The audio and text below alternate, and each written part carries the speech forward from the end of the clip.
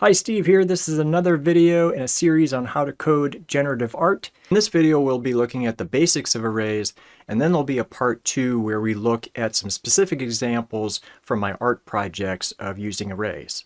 An array is basically a list you can use to keep track of a bunch of items.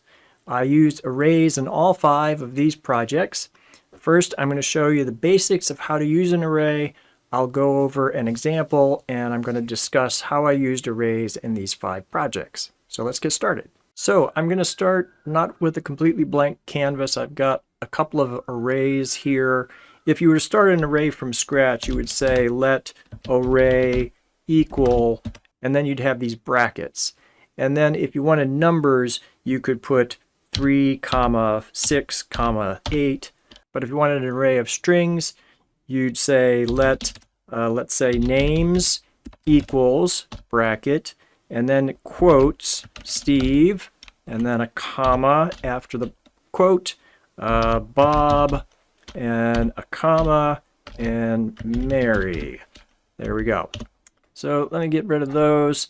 And I've got an array called cities. I'm going to go over the strings first because it's easier to understand, even though when we're doing generative art, we're going to be mostly using numbers. I don't need a canvas. I don't need the draw loop. So I'm going to get rid of this, and I'm actually going to put no canvas. And so calling this makes a canvas not be drawn. So we've got our cities array, and these have positions. This is in position 0, this is in position 1, and this is in position 2. If I wanted to find out what was in position 1, I could say, and I'm going to use print, cities, and then brackets 1. And if I hit play, I should see Paris. If I wanted the entire array, I could just say print cities, and we'll see what that looks like. And it looks like this. And I could click on this and it would show you a list. 0 New Orleans, 1 Paris, 2 London. Now let's say we want to take London off of the list. We want to pop the last one off. We're going to call cities.pop. And that's going to take the last item off of the list. So if I hit play now, you'll see it only shows New Orleans and Paris. London is now gone. Let's say now we want to add something to the back of the list. So we could do cities.push, and then we'll put in Los Angeles. And you'll see New Orleans, Paris, Los Angeles. So it's popped London off, and it's pushed Los Angeles on. Now I know last video we learned about push and pop having to do with translating, and unfortunately it uses the same words for a completely different reason. I don't know why they use the same words, but this has nothing to do with translating. This is just pushing things onto an array and popping things off the array. But what if I wanted to replace Paris with something else? Let's put Mexico City here instead. So I could do cities, bracket 1, because that's the position that Paris is taking right now, equals, quote, Mexico City. And you'll see that Mexico City has now taken the place of Paris. All right, we're going to comment that out, and we're going to work with this other example, these ellipses. This is a list of data to make 3 ellipses. This is ellipse number 1, this is ellipse number 2, this is ellipse number 3. This is the X and Y position and the width and the height. Let me put the canvas back. And let's just make one ellipse from the first 4 items in this list. I could say ellipses, bracket 0, comma, ellipses, bracket 1, comma, ellipses, bracket 2, comma, ellipses, bracket 3. We'll hit go, and it's drawn an ellipse. Now, what if we wanted to draw all three of these ellipses? We could do a loop. So let's do a for loop. For I equals 0, I less than. Now, what are we going to say less than? Now, we could just count this, but we don't have to. There's a system variable for this. We can grab ellipses dot length. And that's the length of this array. And we'll do this, I plus plus. Now let's see. Do we want to do plus plus? We know that there are 4 items for each ellipse. And we're going to have to grab these items, then these items. So instead of doing plus plus, we're going to do plus equal 4, so that we're skipping 4 each time. Now we're going to do our curly brackets and a curly bracket over here. So what are we grabbing here? Well, we know that this has to be I, and this is going to be I plus 1, and this is going to be I plus 2, and this one is I plus 3. So when I is 0, it's going to grab this, then I plus 1, this, I plus 2 is this, I plus 3 is this. Then when I adds 4, it's going to go 0, 1, 2, 3, 4. This is going to be the first item, and then it's going to add 1 and 1 and 1. So let's hit play, and there are our 3 ellipses. Very good. Now we're going to get a little more complicated. You can have arrays inside of arrays, nested arrays. So I'm going to copy over an array. So we've got an array of animals. And these are some mammals, 4 of them. And this is in brackets within this bracket. And then, comma, and then there's another bracket. We've got a couple of reptiles. This bracket closes, and this bracket closes. And actually, I don't need this comma right here. Let me comment out the ellipses, and I'm going to print the animals array. Let's see what that looks like. So it shows this. So if I click on this, it shows that there are 2 arrays within this array. I can click on this and see what is contained in this one. Click on this and see what's contained in this one. Let's say I wanted to find out what was in this position right here, in the second array, the second position, which is actually array number 1, because this is array 0, and this is array 1. This is position 0, and this is position 1. So we're going to print animals 1, 1. We'll hit go, and it gives us lizards, which is what was here. So we have snakes, lizards. Let's say we want to add a turtle to this. So to do that, we would do animals, and then 1 dot push. And then within here, we say turtle. And then let's get rid of this and print the entire array. And we see that there are 3 items now in this array, and one of them is a turtle.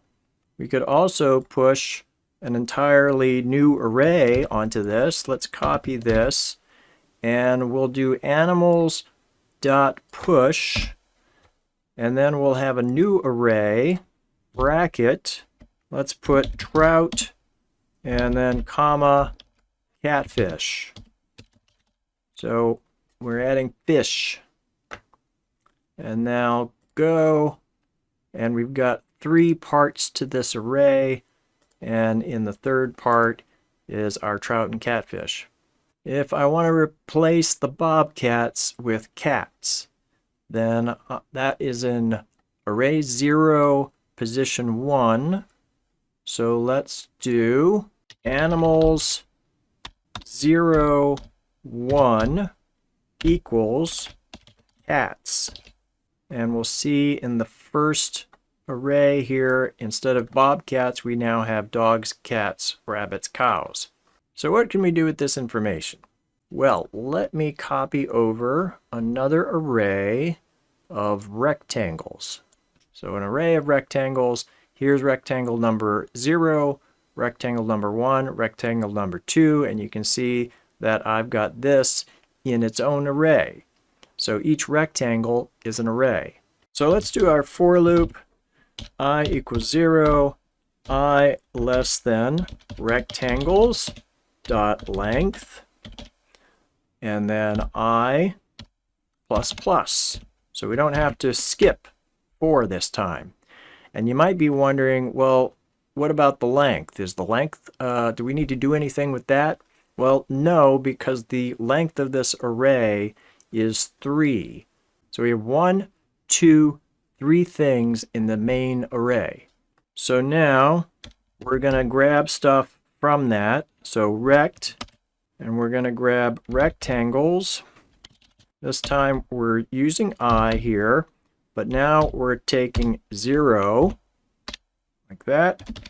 Rectangles I 1, rectangles I 2, and rectangles I 3, right? Because this is the X, the Y, the width, the height.